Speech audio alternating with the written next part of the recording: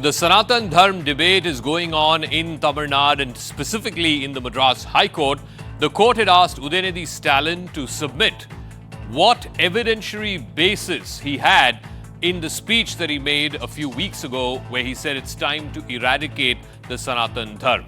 Now, Udayanidhi, through his lawyers, was supposed to file this in the form of an affidavit before the Madras High Court. His counsel has not done that just yet. But one thing is clear.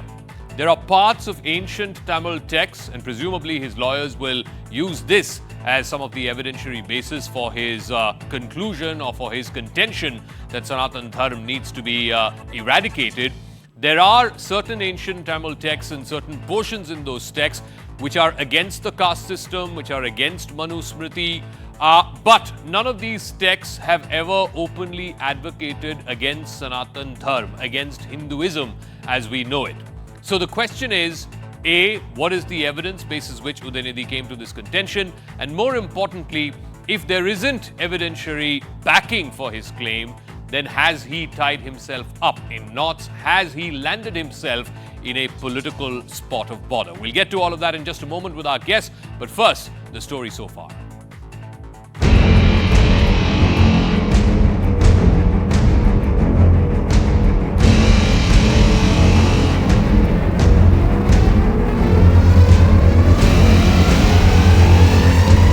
I can give you thousands and thousands of books about Sanatana Dharma. If Udayanidhi Stalin reads about it, he will change his mind.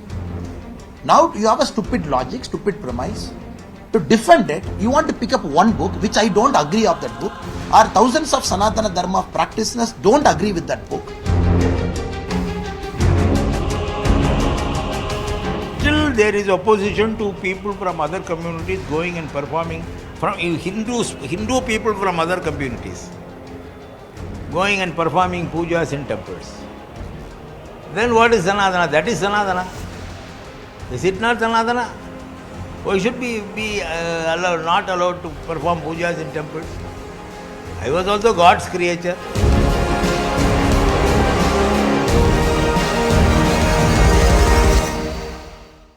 All right, so let's bring you up to speed with what has been going on inside the Madras High Court, the Sanatana storm that has been happening in the Madras High Court. Now, what the High Court had said in its earlier hearing is what is the research basis, what is the research that has been done to understand what is Sanatan. Now, Udayanidhi says in his defense that he quoted Periyar and B.R. Ambedkar. Periyar, of course, is an iconic Dravidian leader. B.R. Ambedkar, of course, the father of India's constitution. Udayanidhi's contention is that he quoted both these leaders for arriving at this conclusion that Sanatan needs to be eradicated. What the Madras High Court also asked him is to prove the assumption that Sanatan is synonymous with the caste system. Udayanidhi's defense has been that the court must be guided by constitutional morality and not by the morality that any faith places on it. Also, what the Madras High Court asked of him is to submit the full text of the speeches that he made, and like I said, the evidentiary basis, the historic basis for which he made those claims. Udayanidhi's defense is that the court has to judge an issue by the merit of law, not by societal expectations or not by the fact that it might offend a large section of the people. Now, if you were to look at Tamil literature and Tamil history, and you look at some of the ancient texts in the Tamil language, what is the connection and what are the references to Sanatan Dharma? Now, if you look at Tolkapiyam, Tirukkural, these are ancient and well-read Tamil texts, Silappadigaram. They testify to a link between Sanatan and the landmass that is India or Bharat, the landmass all the way from the Himalayas to the Indian Ocean. Now, many acharyas of the Sanatan Dharma, Adi Shankaracharya, for example, was born in Kerala, Ramanujacharya was born in Tamil Nadu, Madhavacharya was born again in Dravidian lands. So many of the Hindu reformist saints were born in Dravidian lands. Shankaracharya, in fact, expounded on the theory that Advaita, which transcended all differences between humans, including difference of whatever varnas they were born into. Shankaracharya's Manisha Panchangam, which says that Brahmins and outcasts are equals. Also, the DMK's own State Board Class 12 textbook says that the Varnashrama Dharma has been misreported or misinterpreted as something that believes in hierarchies based on the profession that a person does or based on the particular hierarchy that he or she is born into. Now, let's look at the anger against Udayanidhi Stalin's remarks. It continues. In fact, S. Gurumurthy, the editor of Tughlaq and RSS Ideologue, he has tweeted, and this is part of our Motorola India's Best 5G Smartphone Brands tweet of the day. This is what Mr. Gurumurthy has tweeted. Hello, Moto. He has tweeted and he has said, and I quote from it, that I can be an MLA, a minister, or a youth wing secretary, and tomorrow I may be not, but being a human is more important, says Udayanidhi Stalin. If he were not Stalin's son, not an MLA, not a minister, who will look at him as a human being? That is what Mr. Gurumurthy has tweeted. So let's get to our big debate. Can Udayanidhi Stalin back his claims that Sanatan needs to be eradicated and that Sanatan is synonymous with the caste system? Can he back those claims, as has been asked of him by the Madras High Court, with research? Hello, Moto.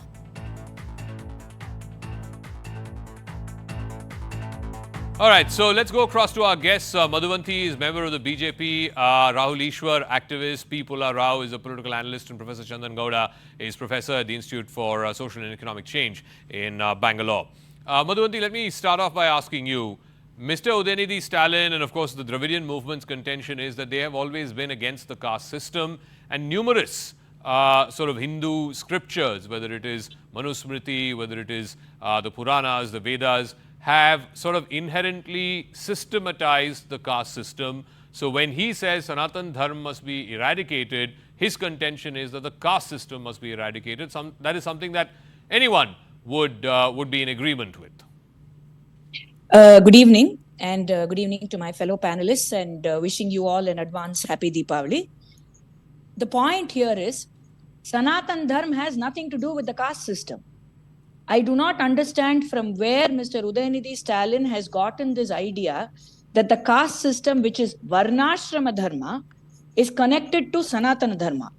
And like you very rightly said some time back in your own opening of the debate, the 12th standard textbooks very clearly state that the Varnashrama Dharma was created based on the jobs that people were given, and there was no discrimination or hierarchy there.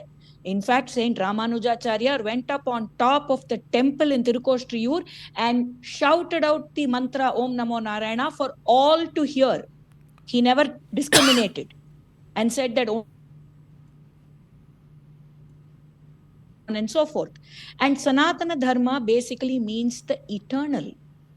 It is eternal. It describes and encompasses the entire Hindu philosophy. Varnashrama Dharma is something that is part of this. How can you equate the two? I do not understand this concept. It's like saying Tamil Nadu and Chennai are the same. Tamil Nadu is the state. Chennai is a city in Tamil Nadu. How can you say Tamil Nadu and Chennai are the same? Okay. Can you say that? This is as silly as that. Now, and trying to say that I will eradicate Sanatana Dharma from the face of this earth, for a sitting minister to go on a meeting and make a statement like that is highly irresponsible, because when you take an oath as minister, you are supposed to be absolutely secular.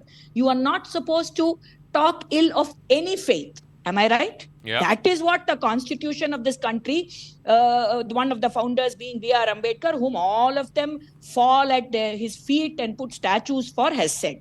Yes or no? So having said that, why did the minister, Mr. Udayanidhi Stalin, go on a meeting and sit there and then stand up and make these statements? I do not understand. He didn't make it as an individual. He made it as a minister. They invited him onto stage, calling out his portfolio and said, please come, Honorable Minister, please come and talk. And that's when he went and spoke. No, you can't suddenly say, I have spoken as an individual, I didn't speak on as a minister, and then not understanding what Sanatana is versus Varnashrama and comparing the two. Okay. And finally, I would just like to ask one final question. Will Udayanidhi Stalin ask his mother, Srimati Durga Stalin, who is a practicing Sanatani, and tell her that he is going to eradicate Sanatana Dharma, which means she has to stop prayer?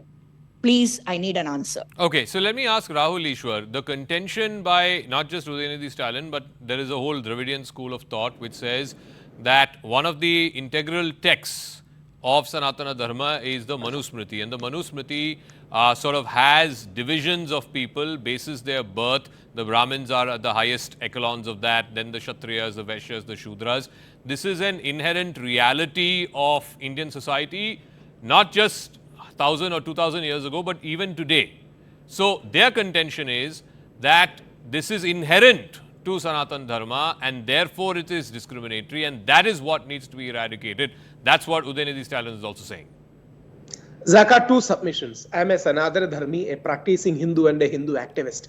Our culture, civilization is glorious and it has given birth to greats, legends like Rishis or Vivekananda and Mahatma Gandhi. There might have been some bad elements that crept up through the centuries like casteism. But like Madhuantiji rightly said, casteism is not Sanatana Dharma. There might be such wrong elements in every community, every faith and every religion. And people from the great reformers from South, the great reformers from Tamil Nadu, Kerala, or all over India have worked to eradicate any kind of negativity, because just like the iron gets rust, any community or faith is subjected to gradual issues and it has to be reformed.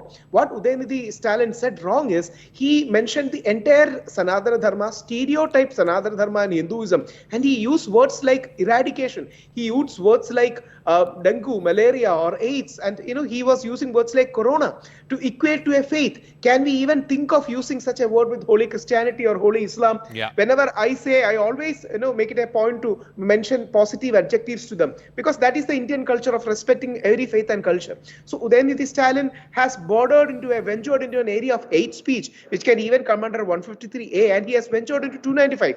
And being a responsible political leader, he should not have ever said that. And as a Keralite Malayali, I would like to point out his mother Durgamma, which we respectfully Durga, the mother of Stalin, came to Guruvayur and offered a gold crown to Guruvayurappa worth almost 1.5 million rupees. So the Sanatana Dharma, the Hinduism, the temple culture, civilization is all around Tamil Nadu and all over India. Tamil Nadu is a cradle of temples. Tamil Nadu is a land where you have maximum number of temples. So it has become fashionable to abuse Hinduism. And please, I'll conclude with just one submission. Please, the intellectual class or the left liberals, they should not confuse Hindu phobia with any kind of progressiveness. Many people are Hindu phobic, and Hindu phobia has been casually passed on as being liberal, being modern, being progressive, being so-called intellectual. This is very wrong. Let me ask Professor Chandan Gowda, and I think Rahul has a point. I think there are 45,000 temples across Tamil Nadu. It's a very deeply religious society. People are deeply religious there. But at the same time, I think one of the points he made, which I think is valid, it's not like there is no caste system in Islam or in Christianity. There are Dalit Christians, there are Pasmanda Muslims. Could an Udayanidhi or any politician in this country for that matter have said about the caste system in these so-called monotheistic religions and got away with it? I mean, why should the standard be different when it comes to attacking Hindu religion and whatever social ills there may be in that religion, as opposed to, could you have the same sort of could he have said the same thing about caste system within Islam or in Christianity?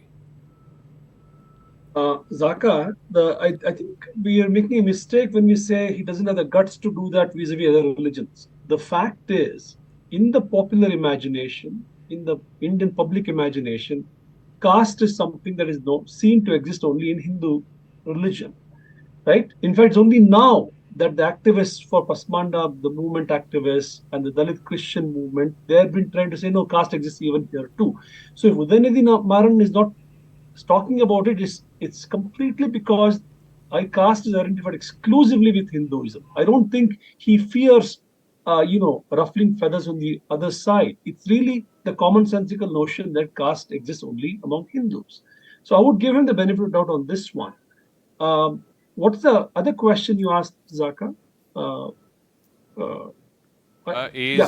Just respond to the other. Yeah. One is this, he or any politician for that matter wouldn't say anything about the caste system in other religions, but somehow attacking the Hindu system for social ills is kosher. That is one part of it. The second part of it is, though the Dravidian ideology may have been founded on rational and no idol worship and so on and so forth, at the end of the day, it is a highly religious society. There are 45,000 temples in that state. It's one of the most deeply religious societies anywhere in this country. So, isn't it insulting that the Chief Minister's son, the heir apparent as he is, sort of insults the majority community in that state just because the ideology he believes in was founded on rationalism and no idol worship and so on. You know, you're free to believe in that, but then you don't offend the majority in that state. Zaka, if you were to ask him, if you listen to the lawyers petitioning in the court yesterday, they are making a distinction between Hinduism that existed in Tamil Nadu that they say was pre-Aryan, it's pre-Vedic, it is a different religion altogether, and they feel Sanatan Dharma is not part of that. And this is a distinction that they are making, which the BJP denies exists. But this is a distinction that's been going on for more than a century now. Ambedkar made the distinction. Others also have made it. So we are on very difficult terrain here. Can you talk of Hinduism without talking of caste is a question that social scientists have still not been able to answer. No, this is again a contention that's made not just by Udayanidhi or followers of the Dravidian thought. I believe, I'm told, and I'll ask Mr. Pulla Rao this, the actor Kamal Hassan was asked this in the context of a movie that had released last year by Mani Ratnam. It was about the Chola Empire. And he was asked this question about Hinduism, and he said, during the Chola Empire, there was no Hinduism. There was either Shaivism, there were followers of Shiva, and there was Vaishnavism, there were followers of Vishnu. His contention is that the word Hindu did not exist at that time. So I'm asking you, Dr. Pulla Rao, then what are the followers of Shiva? What are the followers of Vishnu? They are not Christian or Muslim, they are Hindu. The coinage of that term may have been later on, but the fact that they belong to the Hindu faith because they are worshipping Hindu gods, and the Cholas were worshippers of Hindu gods, that doesn't mean that no Hinduism existed during the Chola dynasty. Zaka? Mr. Pulla Rao, issue here. Yeah. The immediate issue here is what the court has said to Udayanidhi Stalin. Show me your research. I want to see your research. I think the court has perhaps faltered in making this issue, because Udayanidhi Stalin has already said, I based it on what I read from Dr. Ambedkar or Periyar or some other text. There's nothing wrong. That's the basis of his research. That's the basis, those are the primary sources that he has quoted. He need not go beyond that. Perhaps, as you have said, the evolution of Hinduism, or Hinduism as it exists today, or earlier, that's a big subject for discussion, much bigger. Right here, I think he has a very easy answer. Not only is he protected by Article 19 of the Constitution, freedom of speech, he will simply say, these are my sources. The court then cannot say these are not good sources or bad sources. Then will the court go into the sources and say those sources are not correct? No. One second. Dr. Rao, there is a fundamental problem there, and that is that Article 19 is not limitless. Freedom of expression is not limitless. It is bound. Speech is not hate speech. Yes, it is bound within reasonable restrictions, which includes no incitement to violence, not insulting people of another faith, so on and so forth. So, he can't say, I'm protected under Article 19, therefore I can say whatever defamatory thing about a group of people. It is going on. In this country, you have so much access. In this country, the definition has been taken to be very broad. Has there any court which has said that your speech is limited? It doesn't apply to Udayanidhi Stalin anyway. Anybody says anything they like. Mr. Nitish Kumar, a much senior man, said something the other day which offended people. Did any court come and say strike it down? So yes, you're right. There may be some limits, but those limits are not being codified. There is no code for that. That a politician can't say this, a minister can't say that, an MP can't say this. Even outside the house, he can't say there's no code.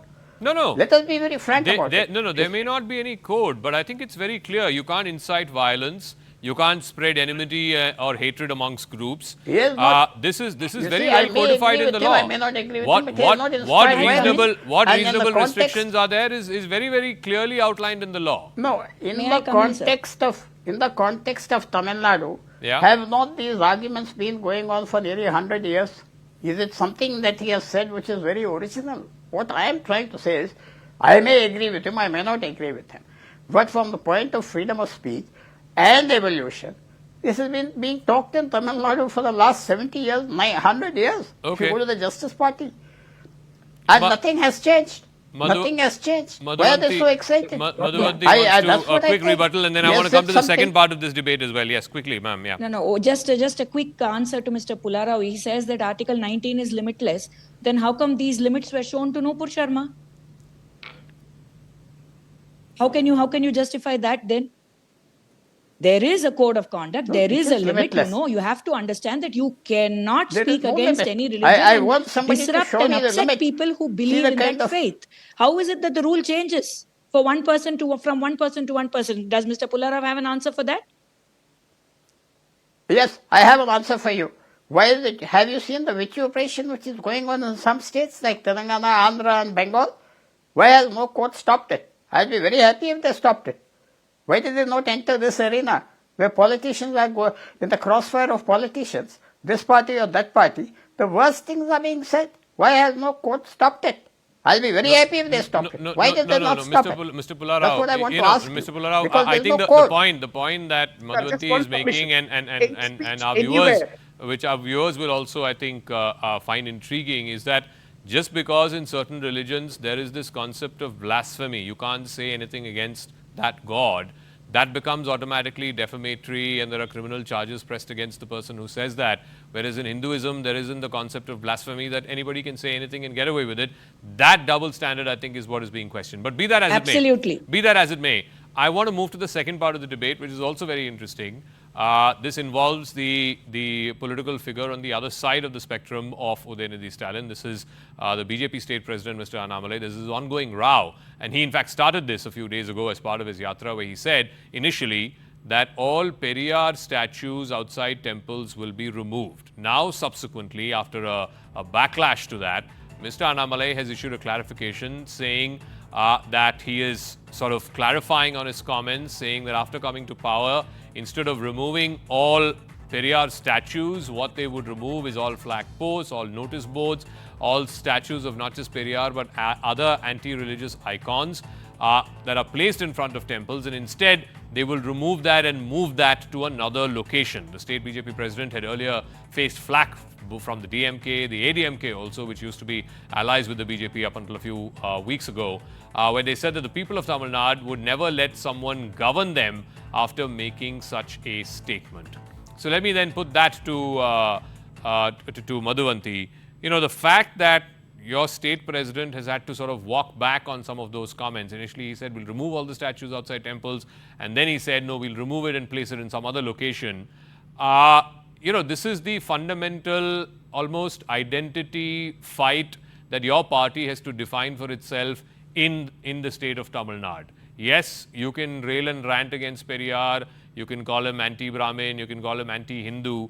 But fact is that he is seen as a social justice icon in that state. So neither can you disown him, nor can you own him. So what do you do? Nobody wants to disown anybody. Last of all, Periyar. That is not what our state president mentioned. I don't think many people saw the entire speech that he gave outside the temple Gopuram of Srirangam. I think it has just been misquoted as always, because our state president gets misquoted left, right and center, not that he cares. But the point being here that he categorically said that the inscription that was there below this particular statue, or any statue for that matter, that says when somebody enters a temple alone, only temple, please mark my point, they have an inscription that says a person who believes in God is an idiot, is a fool. Kadavulai nambuvavan muttal. This is the Tamil translation I'm giving you to what is there in that inscription. This is what he is against. He has no problem in having any statues where they belong, where they need to be kept. Annamalai ji has not gone on a spree saying, I'm going to remove every Periyar statue across Tamil Nadu. No. What he clearly mentions is, why is it that there is a statue and there is an inscription below that statue that says, people who believe in God are fools, especially only outside Hindu places of worship. No. How come you don't find this in outside churches or mosques? The issue is that, this may be a specific instance, but I've heard this quote being attributed to him below statues that are not outside temples also. The issue is not statue or no statue. The issue is, are you against Periyar and what he stood for and all the comments that he's made, and you're well within your right to say he's anti-Hindu, anti-Brahmin? He has made those comments, no doubt about it. He has made those comments. You say that he is a social justice icon of Tamil Nadu and needs to be recognized as such. 1 minute. The point is not about whether we are anti-Periyar or pro-Periyar. The point is, when there is a Hindu faith and there is a Hindu temple, hitting against the faith of the so many lakhs of people in Tamil Nadu who believe in Hinduism, who believe in temple worship, is the point here. That is the premise here. Then openly say that you don't believe in Periyarism. You don't think that he's an icon worthy of the status that he's given. Say that openly. That is for Annamalai to say. I'm not interested in Annamalai the person. I'm asking you, BJP as a party. This is your fundamental sort of fight, the framing of what you stand for in that state. Are you against Periyarism? Are you against... 1 minute. Let us not go into this against Periyarism, pro-Periyarism. That is not the topic of discussion at all, sir. The topic of discussion here is, why did Annamalai make a statement saying, I'm going to remove all statues? Correct. The point is, he never said, I'm going to remove all statues across Tamil Nadu. He said, I'm going to remove statues that have inscriptions saying people who believe in God are fools, especially the statues outside Hindu places of worship, because there is a discrimination towards Hinduism in this state. No. Now, so that is Rahul social Ishwar, here again, the double standards is, I'm upfront saying that Periyar has said, and this is part of historical record, he says if you see a Brahmin and you see a thief, you hit the Brahmin first. He has said this. Nobody contends this. But the problem is that as a political party, you have to make up your mind as to whether you are against all of what he said and therefore you don't believe what he said, and therefore he does not deserve the kind of place and the adulation and the pride of place that he's given as part of the Dravidian sort of ecosystem or the Dravidian worldview. Or this whole thing about we'll remove statues that are outside temples and we'll keep it somewhere else. I mean, that's just wishy-washy.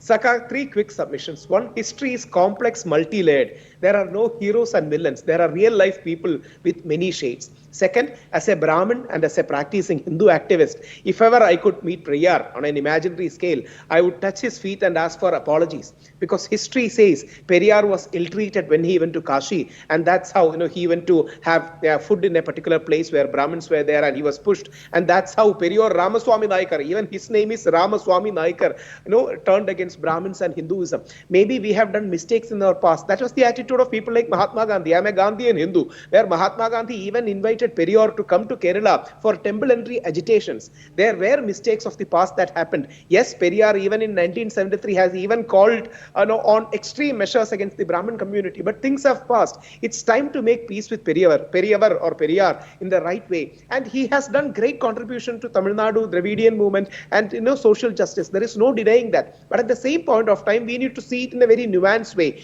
There are some calls for violence which could have been avoided. Maybe he did that out of extreme some kind of thing. So right now the attitude of people even in BJP or Hindu community or Brahmin community respects Periyar. At the same point of time, they have nuanced difference of opinion. That should be the right thing. See, they are historic icons. They are our forefathers. So we should respect them with difference of opinion. That should be the right attitude. And I believe Annamalai ji have that nuance point where this kind of particular writing is offensive for believers. At the same point of time, Periyar should be respected.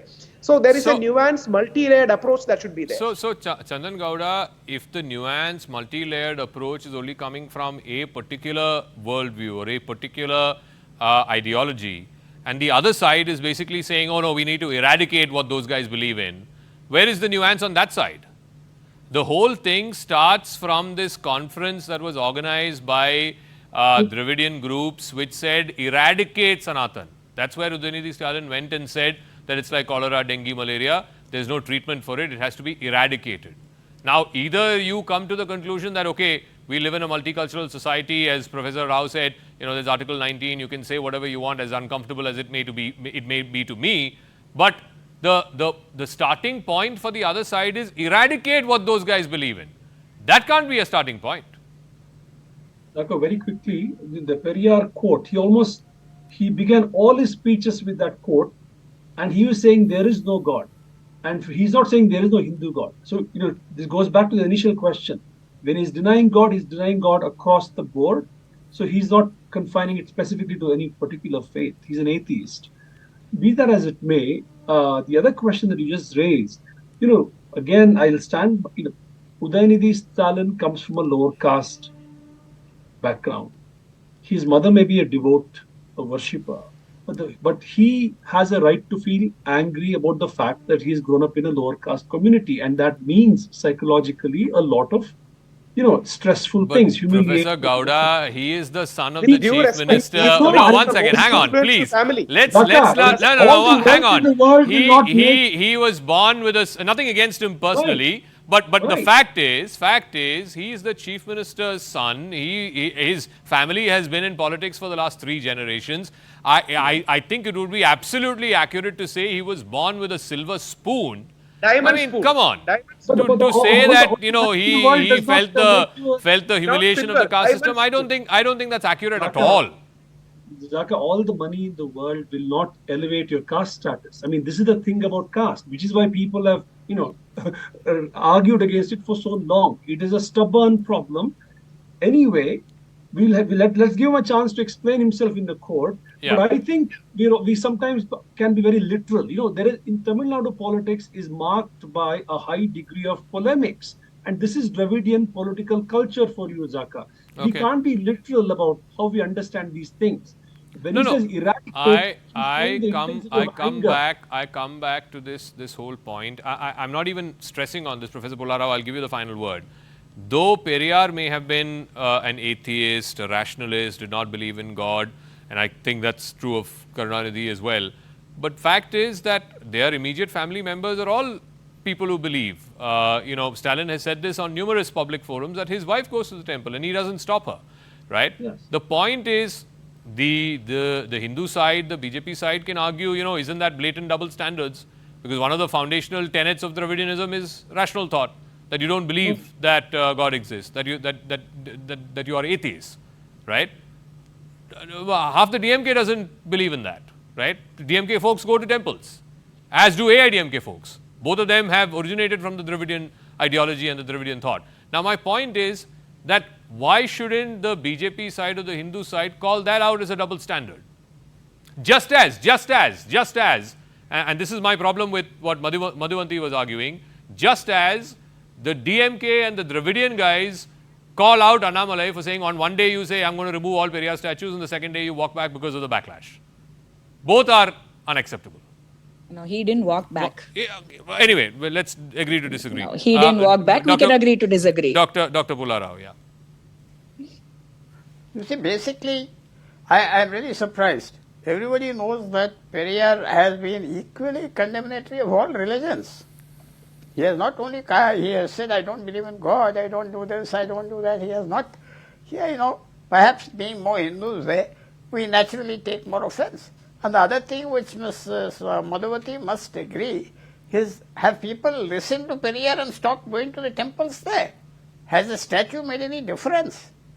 I think you should understand in the larger context that Hinduism is a very tolerant religion, and the man there says don't go inside, and people, lakhs of them are going. You yourself have mentioned there are 50,000 temples in Tamil Nadu. I am told the official figure is 60,000. Yeah. Has temple visits fallen or they've gone increased? I think Mr. Angalamman being, of course, I respect him and all his activism, but I think he's taking a wrong target. He's giving too much importance to things which have already been there, and once you ignore them, they are forgotten. Okay. Maybe he has to pick up some more. I would definitely say he requires, as you say, says something, then walks back a little bit or goes sideways. Maybe he needs a little more gestation period of the politician to shape up. Madhuvanti, I'll give you the final word to respond. I've got a minute to wrap up in response to what Dr. Polarao said. Yeah. I couldn't hear him the last part. Could you just tell me what he said? Because he said that he needs to pick up, your party president needs to pick up issues that actually matter to the people and not, which statue should be outside which temple or which statue then should I be would where, only like to, then I would only like to say that the Honorable Minister for Sports and Youth Welfare should worry about the law and safety and TASMAC problems in Tamil Nadu and not worry about eradicating sanatan dharma, which is eternal. Okay. All right. We'll leave it at that. Thank you very much to all our guests for joining us. Like I said, they are supposed to file this in the form of an affidavit in the Madras High Court, and basis that, the High Court will take it up in the next hearing as to what is the evidentiary backing for Udayanidhi Stalin's claim that Sanatana Dharma needs to be eradicated because it is intertwined with the caste system and the inequities therein.